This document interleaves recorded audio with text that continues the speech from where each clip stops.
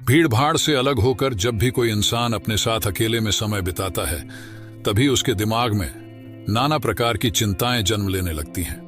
मनुष्य की प्रवृत्ति ही ऐसी है कि वो ज्यादातर समय नकारात्मक ही सोचता है। अपने लक्ष्य को कैसे प्राप्त किया जाए, ये सोचने की जगह वो ये सोचता है कि अगर लक्ष्य पूरा नहीं हुआ तो मैं क्या करूंगा। और इस प्रकार की नकारात्मक विचारधारा के कारण जीवन परांत डर डर कर जीता रहता है। अगर पूरी बुद्धिमानी और सजगता के साथ इस डर को समझाना जाए तो यही डर इंसान के पतन का कारण बनता है। ऐसा मनुष्य जो खुद पर शक करता है, खुद पर संदेह करता है, भला वो कैसे सफल हो सकता है। लेकिन बुद्धिमानी से अगर इस डर का उपयोग किया जाए तो यही डर उसकी सबसे बड़ी ताकत बन सकता है। काश केवल एक बार उसने खुद पर विश्वास किया होता तो उसे मालूम होता है कि उसके डर में ही उसकी ताकत का रहस्य छुपा हुआ है। ये कहकर सन्यासी चुप हो गया और चुपचाप अपने कदमों पर ध्यान लगाते हुए जंगली घास पे से आगे बढ़ने लगा। संध्या का समय था। सन्यासी और एक लकड़हारा जंगल में से होकर गांव की तरफ निकल रहे थे। सन्यासी के ये शब्द लकड़हारे को कुछ समझ में नहीं आए। वो सोच रहा था कि डर में ताकत कैसे हो सकती है। डर तो आदमी को कमजोर बनाता है। अपने मन की उत्सुकता को जब वह काबू नहीं कर सका तो उसने सन्यासी से पूछा कि महात्मा, ना आप ये क्या कह रहे हैं कि डर में ताकत होती है? डर तो आदमी को कमजोर बनाता है। उसे तो अपना डर दूर करना चाहिए। करारा अपनी बात पूरी कर पाता उससे पहले ही उसे एक शेर की दहाड़ सुनाई दी। शेर की गर्जन सुनकर लकड़हारे का रोम रोम कांप गया। उसके कान खड़े हो गए। जंगल से आती एक एक आहट उसे साफ सुनाई दे रही थी। उसके कदम वहीं पर जम गए थे, वो भी नहीं पा रहा था। उसे पता था कि थोड़ी सी हरकत उसकी जान जोखिम में डाल सकती है। उसका दिल तो तेजी के साथ धड़क रहा था, लेकिन फिर भी वो अपनी सांसों पर काबू पाने का प्रयास कर रहा था। कुछ देर बाद जब खतरा टल गया तब सन्यासी ने कहना शुरू किया। सन्यासी ने कहा कि अभी जब तुम डरे हुए थे तो तुम्हारे शरीर का रोम रोम जाग गया था। जंगल से आ रही छोटी से छोटी आहट पर भी तुम्हारा ध्यान लगा हुआ था। तो इस प्रकार अपने मन के डर के कारण तुम होश में आ पाए, तुम पूरा ध्यान लगा पाए। इससे पहले जब तक तुम्हें शेर की दहाड़ सुनाई नहीं दी थी तब तक तुम अपने विचारों में खोए हुए थे। लेकिन जैसे ही तुम्हें शेर की दहाड़ सुनाई दी वैसे ही तुम्हारे सारे विचार गायब होकर हम वर्तमान में उपस्थित हो गए थे। यदि तुम्हें अभी शेर से बचकर भागना होता या फिर उससे लड़ना होता तो तुम्हें अपने शरीर की वो क्षमता देखने को मिलती जो आज तक जीवन में तुमने खुद भी महसूस नहीं की होगी। जब कोई कुत्ता तुम्हारे पीछे दौड़ता है उस समय तुम्हारी जो रफ्तार होती है वो तुम्हारी आम जिंदगी से कहीं ज्यादा होती है। साधारण जीवन में तुम इतने तेज नहीं दौड़ पाओगे जितना कि एक कुत्ते के सामने दौड़ पाओगे। ये ताकत या कहें कि हमारे शरीर की क्षमता अभी देखने को मिलती है।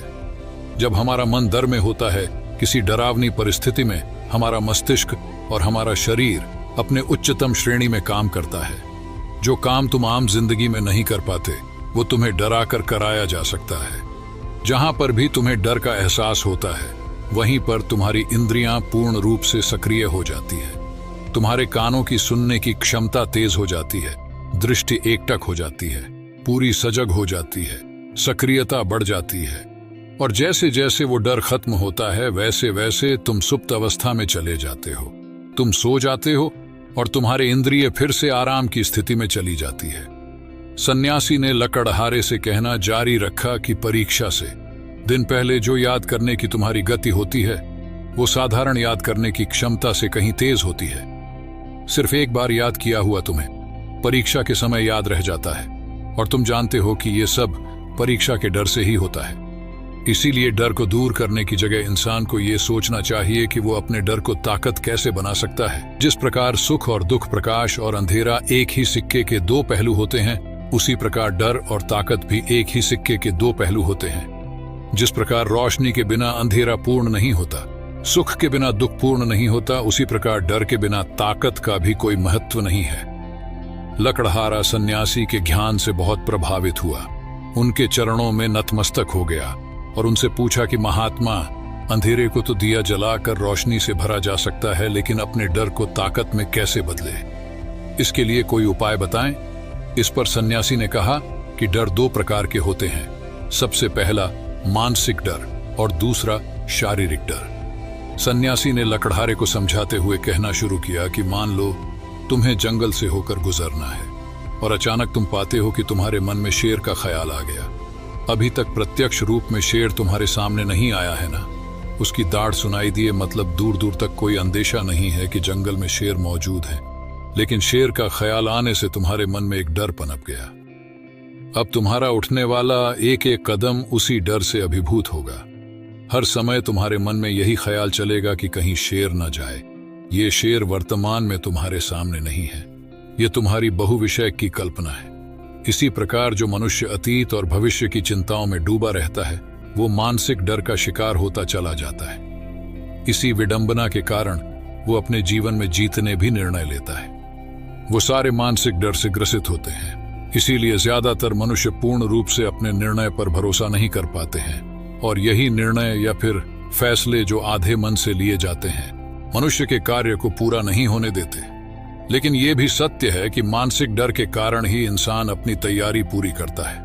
अगर तुम्हारे मन में शेर का ख्याल नहीं आएगा तो तुम शेर से सुरक्षा के लिए कोई भी कदम नहीं उठाओगे, लेकिन अगर तुम्हें शेर का ख्याल आ गया तो तुम उससे सुरक्षा के लिए कोई ना कोई तरीका जरूर अपनाओगे। तो इसीलिए मानसिक डर बेकार नहीं होता, वो आपकी सुरक्षा को और ज्यादा मजबूत भी करता है। लेकिन समस्या तब शुरू होती है जब आप चाहकर भी कुछ नहीं कर सकते, लेकिन उसके बावजूद आप मानसिक डर झेल रहे होते हो। उदाहरण के लिए कुछ मनुष्य हमेशा ये सोचते रहते हैं कि उन्हें कोई बीमारी ना हो जाए, कहीं उनके साथ कोई दुर्घटना घट जाए, कहीं उनके साथ कोई धोखा ना कर दे। लेकिन इन सब घटनाओं पर उनका कोई जोर नहीं होता है, ये उनके हाथ में नहीं होता है।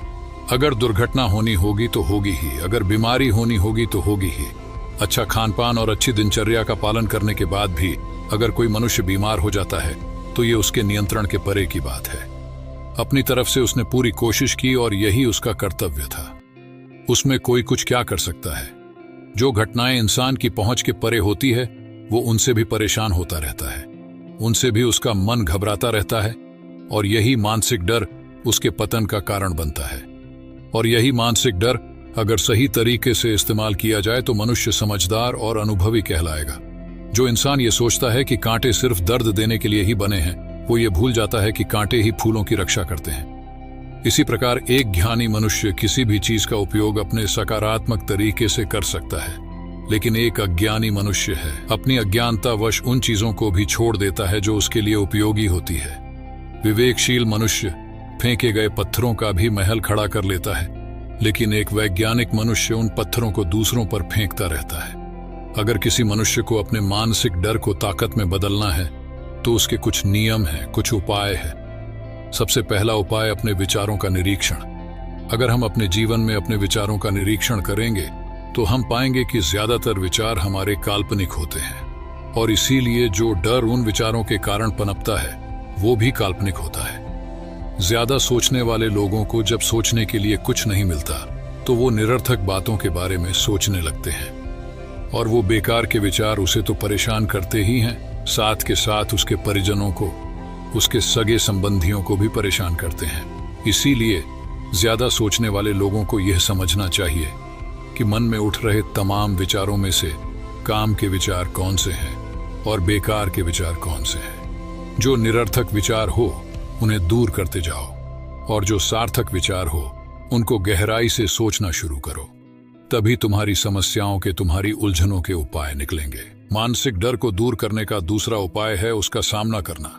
इसका मतलब यह नहीं है कि तुम शेर के सामने जाकर खड़े हो जाओ, बल्कि इसका मतलब यह है कि पूर्ण सुरक्षा के साथ तुम जंगल में जा रहे हो। यदि जंगल में जाना बहुत आवश्यक है तो तुम शेर के डर से अपने घर पर नहीं बैठ सकते हो।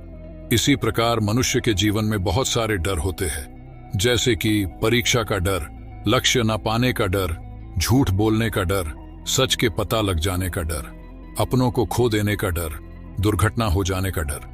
लेकिन जैसे जैसे समय के साथ इन डरों का सामना किया जाता है वैसे वैसे ये डर जीवन से दूर होते चले जाते हैं। अगर तुम इनसे बचने का प्रयास करते हो तो ये जीवन भर तुम्हें सताते रहेंगे। ये तभी दूर हो सकते हैं जब तुम इनका सामना करो।